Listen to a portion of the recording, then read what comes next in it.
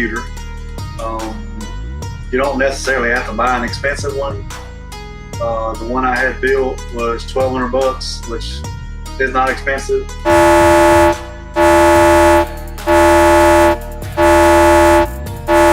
This stupid thing right here was a little over $2,000, and I don't even use it. Wish I would have never bought it. What are you going to pay for your software? You're going to have to buy paper. You're going to have to buy envelopes. And you're not just buying a few of these. You're buying these by the. I literally have 6 cases. Each box has 10 reams of paper in it.